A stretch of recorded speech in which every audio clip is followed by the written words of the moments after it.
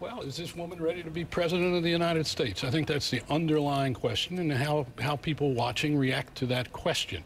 Yes, she's ready to be the Secretary of the Interior in a McCain administration, but I'm not at all sure that she was reassuring enough on the big questions about national security or even domestic policies involving the economy to show a command of the issues.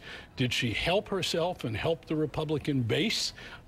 Yes, but in terms of, I think that the numbers that John King is coming up with here tonight, preliminary as they are, tell the story.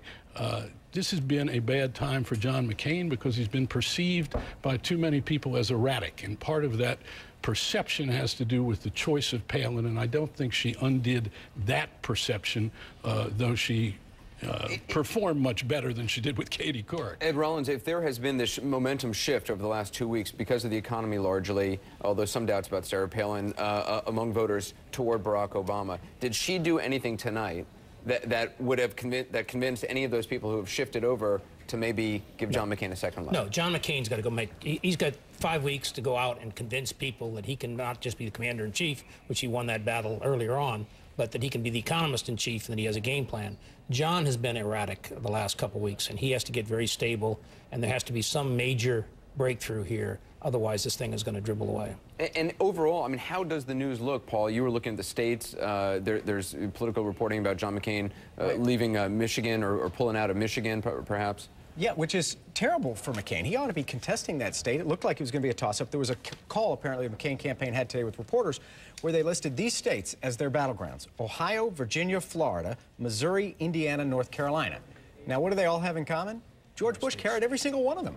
So that means the entire battlefield is on terrain that McCain can't afford to lose a one of them, or he loses the election. That's terrible news for John McCain. And you counter that with the Republican National Committee announcing that they raised more money last month than ever before. So we have plenty of money. We can compete anywhere we want to compete, and we need to be competing in Michigan. As long as this economic downturn is a reality, it is front and center, people want to punish the incumbent party. I mean, that's a natural thing. As this stays, it is this common in the next 5 weeks, McCain's going to have a problem. Right. I mean, in all of these states. That's why it has to shift, which is interesting, to this kind of cultural, conservative, common sense principle. She's talking about, let's go in and reform Washington. And that's when you saw the spikes in the dial. People connected with that idea, but that's still a tremendous amount to accomplish. Quick point on that, though, that she did not know John McCain's record and Biden did. And I think that's what undermined her. If she had known... He's been there longer than McCain. That's right. No, no, absolutely. But I think it was a very important point. And I think that it didn't serve her well. And it didn't serve McCain well. She didn't know his real record. She knew what she had been Well, briefed it also came off, I mean, on the one issue on equal rights for gays and lesbians, it came off as if she actually supports the same policies as Obama and Biden do, which is just factually not the case. Let's wait and see. Let's set the stopwatch to see how long it takes Ed's old client, Mike Huckabee, to hammer Governor Palin and maybe by extension even Senator McCain. I hope he's not waiting for me. I hope he's doing it right now. For the new endorsement of equality. I hope it's right. I suspect she'll walk that back now. But she seemed to say that she supported the Biden-Obama position that we should treat all Americans equally. That would be a radical step for the Republican Party. I can tell you right now, the moment she answered that, evangelicals were going, what in the world is she doing? They may like the rest about that, but trust me, they're not going to like that comment. So you're going to see, as Paul said, backtrack. How does the race now change, Alex Castellanos? I mean, there are some who are saying McCain needs to basically just go much more negative in commercials, even in the rhetoric he is speaking, and really, to Leslie's point earlier, bring up cultural issues, bring up doubts about Barack Obama, bring up Reverend Wright.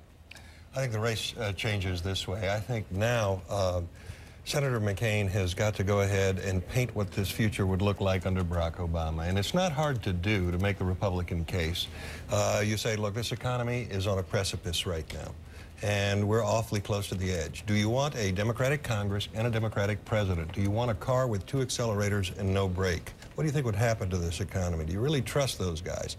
I'd be cutting those TV spots right now and putting the spotlight back on Barack Obama and putting that up in, I wouldn't pull out of Michigan. I'd be in those states and putting that economic message up. But as long as the economy, I mean, it seems like there has been this shift in people's certainly in who they're supporting right now, but in what they want to hear. And as the economy and people will look at their bank accounts disappearing, do people want to hear that kind of stuff? Do they want to hear that negativity? No, I think they want answers. Anderson, all day today, it's been apparent that A, first of all, they don't have the votes in the House yet on the bailout or the rescue package, but B, this problem on Wall Street is spreading. It looks as if we're going into a severe recession that could be pretty long.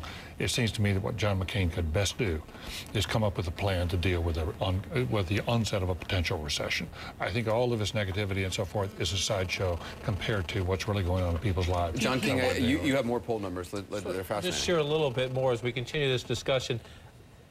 We'll get back to Obama and McCain. I think David's right. But if anyone watching and trying to process tonight, you think, what do you think of these guys? Number one, we'll start with the main headline. Again, who did the best job in the debate? And this is a poll, not of all Americans, but a poll of people who watched the debate tonight.